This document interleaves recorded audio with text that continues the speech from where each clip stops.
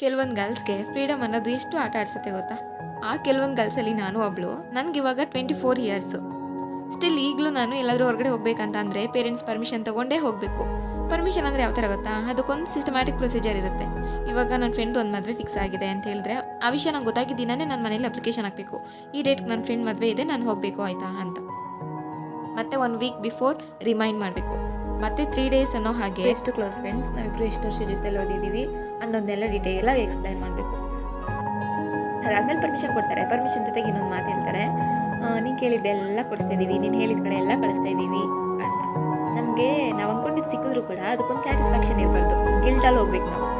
ಆ ಥರ ಮಾತುಗಳು. ಕಾಲೇಜ್ ಸೇರ್ಕೊಳ್ಳುವಾಗಲೂ ಸೇಮ್ ಪ್ರೊಸೀಜರ್, ಹಾಸ್ಟೆಲ್ ಸೇರ್ಕೊಳ್ಳುವಾಗಲೂ ಸೇಮ್ ಪ್ರೊಸೀಜರ್. ಮತ್ತು ಇವಾಗ ನಂಗೆ ಜಾಬ್ ಆಗಿದೆ, ಜಾಬ್ಗೆ ಹೋಗ್ಬೇಕಂತ ಪರ್ಮಿಷನ್ ತೊಗೊಳೋದ್ರಲ್ಲಿದ್ದೆ ನಾನು. ಅದ್ರ ಮಧ್ಯ one of my close friend, school friend ಅವಳದು ಮದುವೆ ಫಿಕ್ಸ್ ಆಗಿತ್ತು. ನನ್ನ ಫೋಕಸ್ ಎಲ್ಲ ಜಾಬ್ ಪರ್ಮಿಷನ್ ಕೇಳೋದ್ರಲ್ಲೇ ಇತ್ತು. ಮದುವೆ ಬಗ್ಗೆ ಅಷ್ಟು ಕೇಳಿಲ್ಲ ನಾನು, ಬಿಕಾಸ್ ಇವ್ರಿಗೆಲ್ಲ ಗೊತ್ತು ಅವಳು ನನಗೆ ಎಷ್ಟು ಕ್ಲೋಸ್ ಫ್ರೆಂಡ್ ಅಂತ. ಸೊ ಕಳಿಸ್ತಾರೆ ಅನ್ನೋ ಹೋಪಲ್ಲಿದ್ದೆ, ಅದ್ರ ಬಗ್ಗೆ ಜಾಸ್ತಿ ಕೇಳಿಲ್ಲ ನಾನು. ಜಾಬ್ ಬಗ್ಗೆ ಕೇಳ್ತಾ ಇದ್ದೆ ಆವತ್ತಿಂದ. ಇವತ್ತೇ ಅವಳ ಮದುವೆ, ನಾನು ಮದುವೆಗೆ ಹೋಗಿಲ್ಲ, ಕಳಿಸಿಲ್ಲ, ಮನೇಲೆ ಕೂತ್ಕೊಂಡಿದ್ದೀನಿ. ನನ್ನ ಫ್ರೆಂಡ್ಸ್ ಎಲ್ಲ ಫೋನ್ ಮಾಡಿಬಿಟ್ಟು ಏನಕ್ಕೆ ಬಂದಿಲ್ಲ ಅಂತ ಕೇಳಿದ್ರೆ ನಾವು ಮೀರಿ ಫಸ್ಟ್ ರಿಯಾಕ್ಷನ್, ನೀನು ಜಾಸ್ತಿ ಕೇಳಿಲ್ಲ ಅಲ್ವಾ, ಸೊ ನಿಂಗೆ ಇಂಟ್ರೆಸ್ಟ್ ಇಲ್ಲ ಅಂತ ಅಂದ್ಕೊಂಡೆ ಅಂತೆ. This is the freedom of girls life.